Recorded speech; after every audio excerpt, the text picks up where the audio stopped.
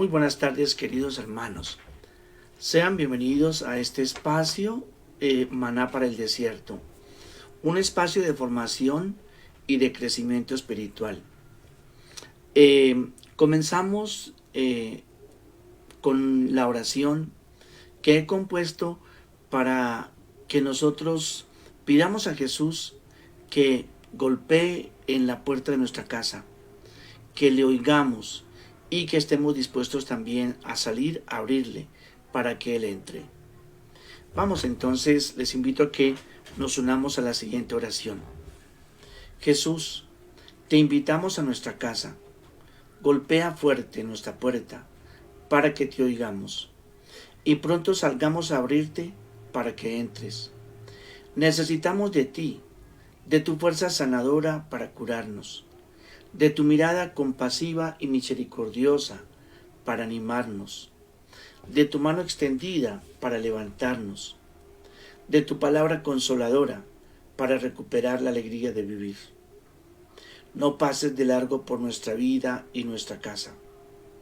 Queremos tenerte como el huésped más esperado y acogido, porque sabemos que tu visita nos trae la paz y la esperanza que necesitamos en nuestro hogar.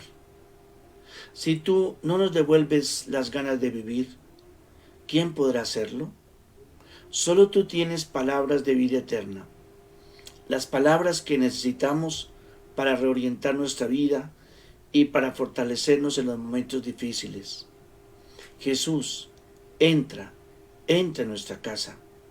Queremos sentarnos a la mesa en familia contigo. Amén.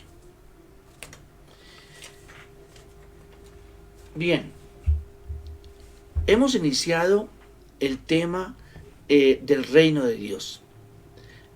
Les cuento que estoy muy apasionado con el tema porque para conocer a Jesús, pues se requiere que uno conozca su manera de pensar, su manera de sentir, su manera de actuar, que lo conozca a Él como persona. Y al conocerlo como persona, también preguntarnos qué fue lo que orientó, qué fue lo que movió toda su vida. Y pues les he dicho en estos días que el motor de su existencia, que la fuerza que animó toda su vida y también su predicación fue el reino de Dios. Jesús era un apasionado del reino, del reinado o la soberanía de Dios. Bien, hoy quiero compartirles la reflexión en torno a dos grupos de personas que, según las palabras de Jesús, se autoexcluyen, es decir, que definitivamente no entran en el reino de Dios. Vamos a hablar entonces en estas dos catequesis, la de hoy y la del lunes, quiénes son los que no pueden entrar en el reino de Dios. ¿Quiénes son los que se autoexcluyen? Es necesario entender una cosa. Todo lo de Jesús es propuesta. En Jesús no hay imposiciones. Jesús no obliga a nadie a creer. Jesús deja libres a quienes a Él se acercan para que lo acepten y crean en Él o se marchen.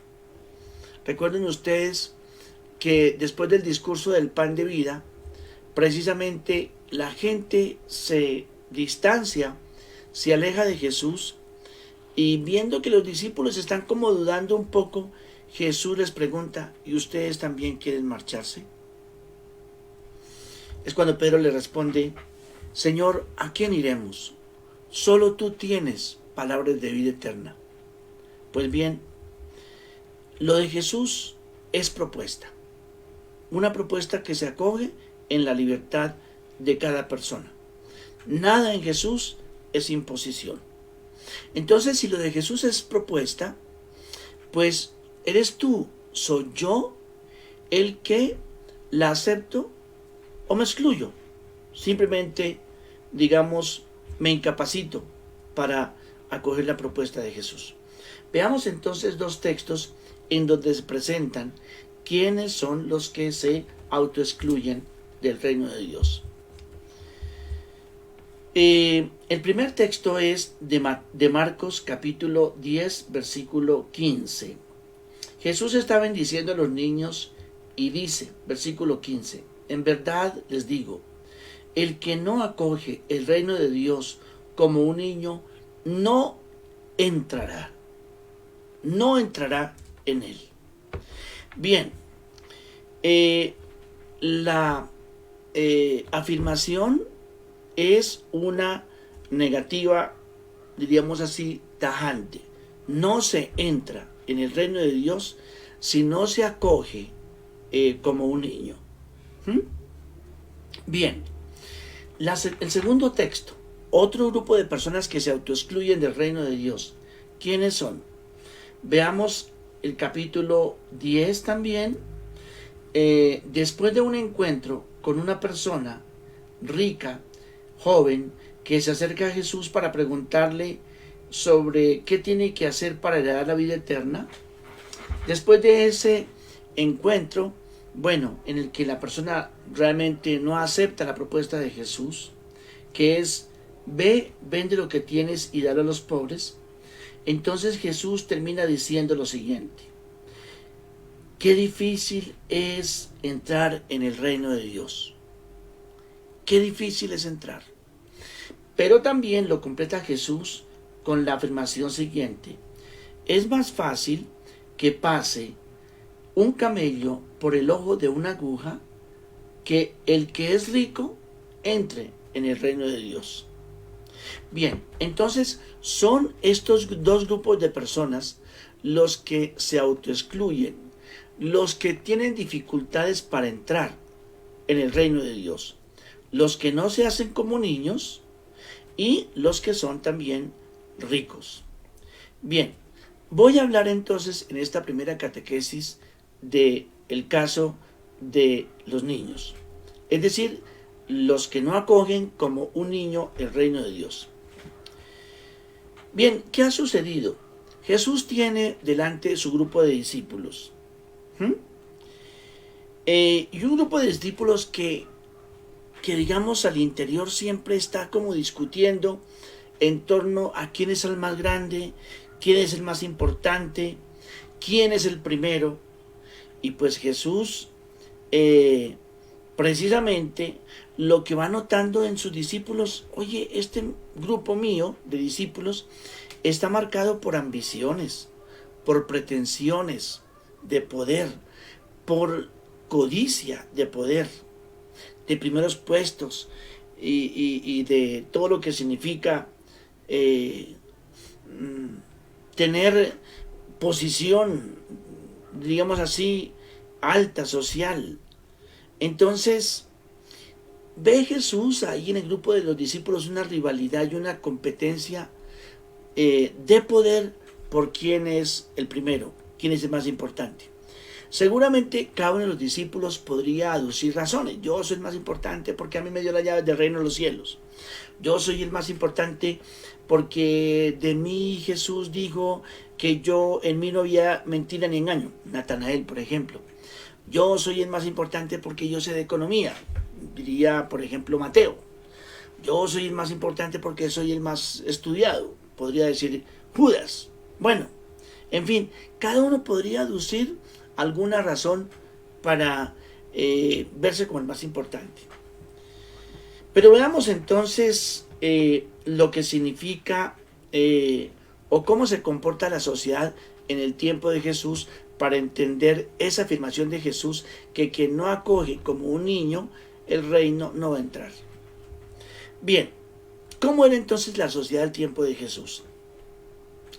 Cada momento de la historia como que enfatiza algunos valores. En la sociedad, hoy por ejemplo, ¿qué se enfatiza?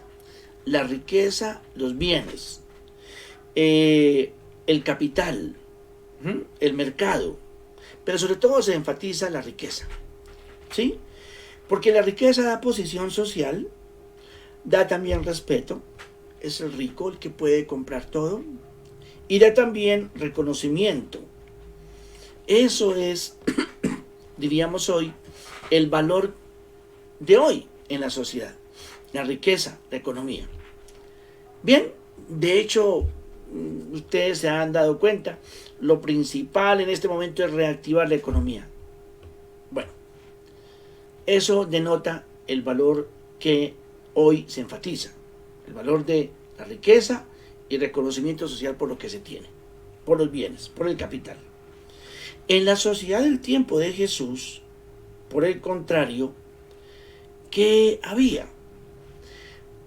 El valor más importante de aquella época, tanto en el Imperio Romano como en la época de Jesús, en su cultura judía, era el honor y la dignidad. Lo que había que afirmar, o una persona era importante, ocupaba buena posición social por el honor que tenía, por la dignidad que tenía. Lo contrario era el deshonor o la desvergüenza, la afectación del buen nombre de la familia. Lo importante era, les decía, el honor. Ahora bien, el honor en aquella época podía ser heredado o adquirido. ¿Cómo se le daba el honor? Pues simplemente mi apellido, mi familia, la tradición de mi familia, el pertenecer al imperio, el ser ciudadano del imperio. Entonces, ser ciudadano, eso daba honor. Ser senador, daba honor. Entonces, daba honor. Entonces, lo importante era el honor, la dignidad que tenía la persona.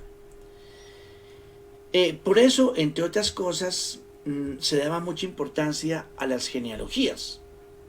Las genealogías precisamente apuntan a entender todos mis antepasados, o mejor, yo vengo de una familia que tiene nombre, que tiene ascendientes, y me remonto, por ejemplo, al rey David. Venir entonces de la descendencia de David, pues eso daba naturalmente mucho honor, ¿sí? Prestigio en la sociedad. Eso daba gloria también. Bueno, pero el honor también, ese era el honor, diríamos así, como asignado o heredado. Pero había otro tipo de honor que era el adquirido. Era aquel que era prácticamente fruto de méritos. Me ganaba el honor porque superé a otros. Incluso se podía comprar, comprando títulos. Recordemos que en la época de Jesús había también una serie de oficios, como los, digamos, carpinteros o artesanos, y más abajo los pastores, que no daban ningún tipo de honor. Eran oficios despreciables, eran oficios sin honor. Pues bien, esto lo aclaro, o esta, digamos, explicación la hago para entender entonces la situación de acoger el reino como un niño.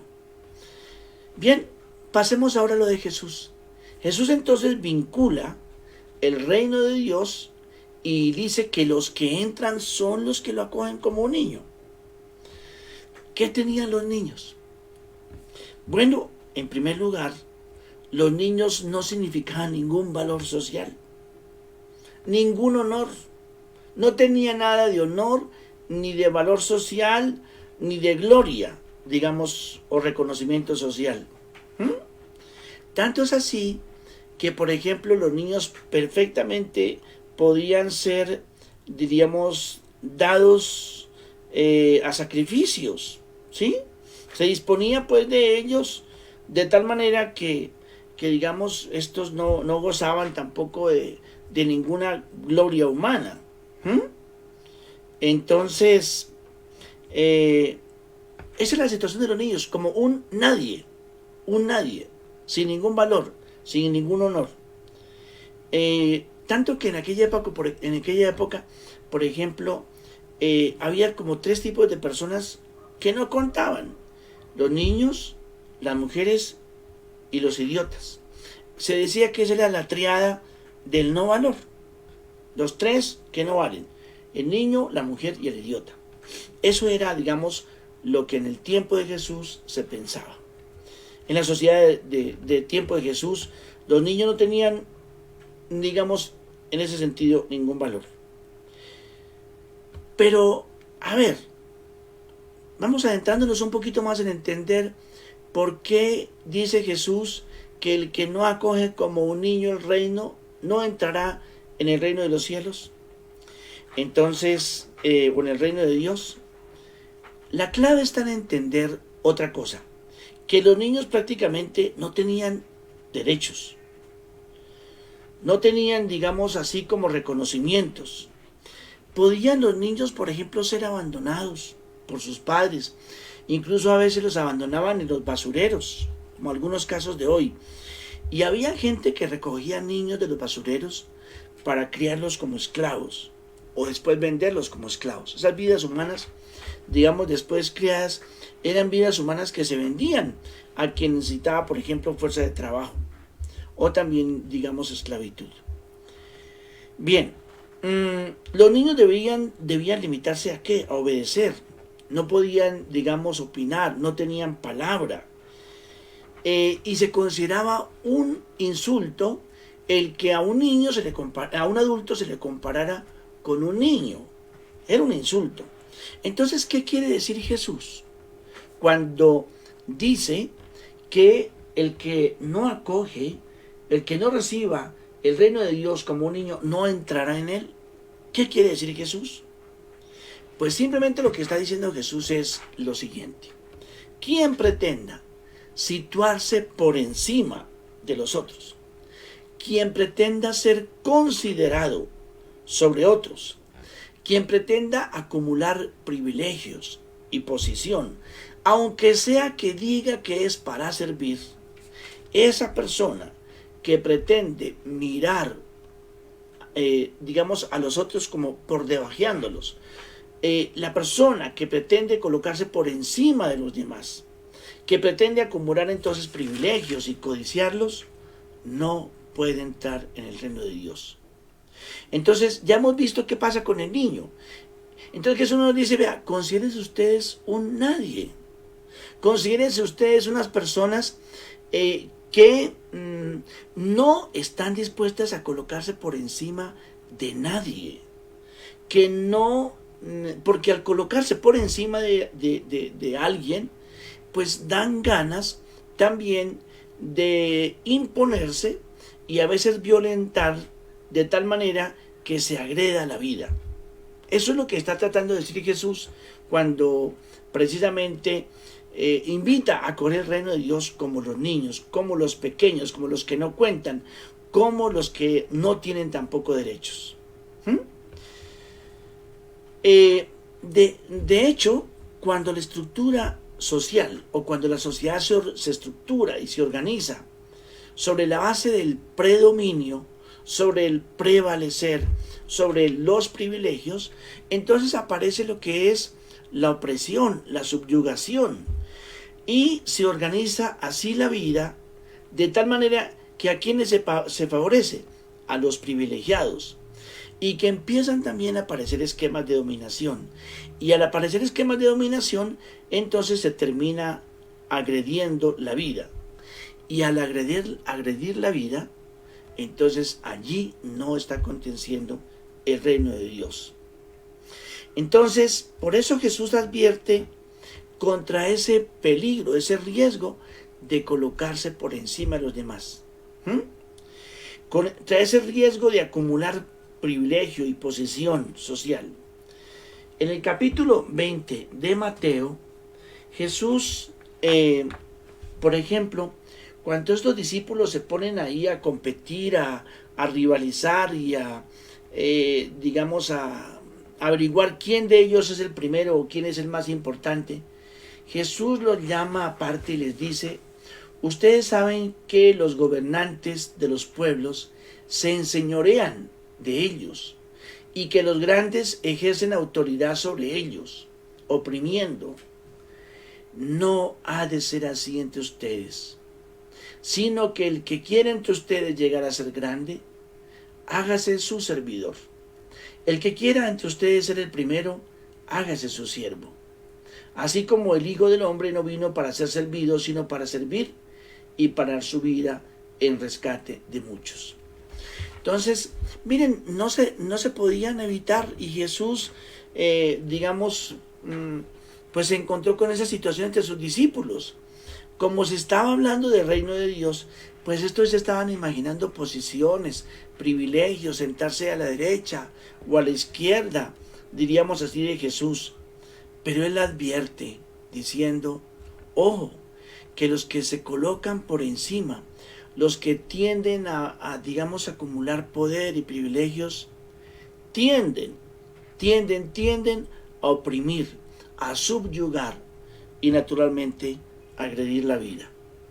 Entonces, ¿qué es lo que pide Jesús? Lo que hace Jesús es una advertencia. Y la advertencia es, bueno, el reino de Dios se vincula ¿con qué? Con la vida. Pero ¿de dónde vienen las agresiones a la vida?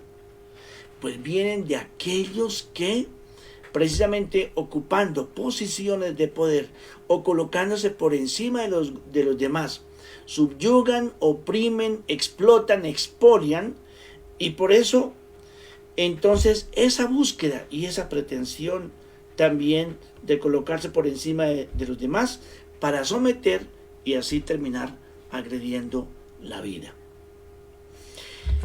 Entonces es una advertencia las que hace Jesús, y por eso dice, háganse como los niños.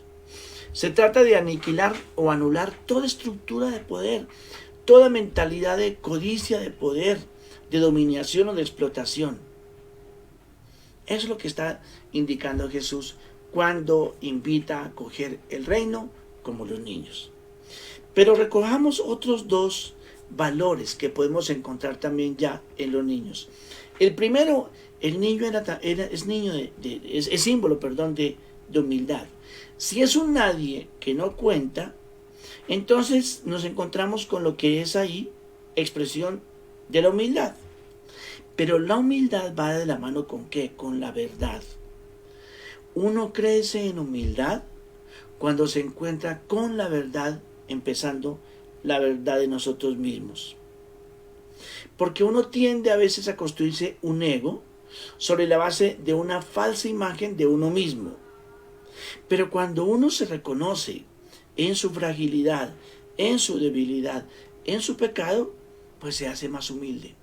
Cuando se niega la verdad de uno mismo, cuando se niega, digamos, la verdad de lo que yo soy, pues naturalmente esto se construye la falsa imagen del ego, y naturalmente ese ego se ensoberbece, se enorgullece, se vanagloria, y entonces, como les decía, tiende a colocarse por encima de los demás para dominar. Bien, busca imponerse, busca rivalizar también. Por eso Jesús dice, háganse como los niños. En otras palabras, también en este sentido, humildes, pero por la humildad que viene de la verdad de cada uno de nosotros. También podemos reconocer otro valor en los niños, y un psicólogo lo señaló en el Psicología del Desarrollo, que es el tema de la confianza, y concretamente de la confianza básica. La confianza básica es la que hace posible que, digamos, establezca una relación sana con mamá y con papá. Es esa conciencia también de que soy hijo, y de que ese que está ahí, de que la que está amamantándome, que el que me está también cuidando, no me van, diríamos, a engañar ni a abandonar. Esa confianza básica con la que nacemos todos, bueno, claro, los traumas del abandono, y imagínense un niño, digamos, abandonado en un basurero, pues cuesta, y por eso va a tener dificultades también después para construir relaciones de confianza básica. Más bien va a construirse relaciones sobre la base del miedo al abandono. Pero hablemos aquí de una relación normal. Entonces, la confianza básica es la que me hace sentir, o la que siente, digamos, un bebé, por ejemplo, amamantado, de que la mamá nunca le va a fallar. Esa confianza básica en Jesús se dio ¿cuándo? El día del bautismo, cuando precisamente escucha desde el cielo la voz, tú eres mi hijo amado. Eso es lo que le da seguridad a Jesús. esa confianza básica de que Él es el Hijo amado del Padre, Dios. Y nada puede romper su confianza básica. Nada puede romper esa relación que Él establece. Por eso todo miedo se aleja. Por eso Jesús invita incluso a no tener miedo. Y Él mismo no se llena de miedos. ¿Por qué? Porque donde hay confianza, entonces allí no hay temores, no hay miedos. Jesús por eso no tenía miedo a nada ni a nadie. ¿Por qué? Porque confiaba completamente y se abandonaba completamente en su Abba. Bien, terminemos entonces esta reflexión diciendo: el reino de Dios es el tema central de la predicación de Jesús y se acompaña esa llegada del reino de Dios o ese anuncio con unos signos concretos de promover y defender la vida. Las curaciones y sanaciones son esa muestra. Pero por otra parte, Jesús comienza a aclarar lo que es el reino de Dios, si bien no nos dice en qué consiste, da pistas, hace parábolas, pero digamos, dentro de las pistas que nos da, está aquella en la que Jesús dice que si nosotros no nos hacemos como niños, no vamos a entrar. Entonces, y Jesús eso es como taxativo, es explícito. No se entra si no se acoge el reino de Dios como niño. Es decir, como el que no cuenta, como el que es también el que no es sujeto de derechos. Para indicarnos entonces la invitación: no aspiren ustedes a colocarse en posición de dominación por encima de los demás. Los niños no aspiran a eso. Los niños, en su humildad, en su sencillez, en su pequeñez, simplemente, viven alegres, pero aceptando también una condición incluso de no contar. Bien, entonces, pues que esta reflexión nos ayude a abrirnos también a nunca buscar colocarnos por encima de los demás para dominar y sobre todo para agredir la vida, que es la expresión básica de lo que es el reino de Dios. Buena tarde para todos, que Dios los bendiga.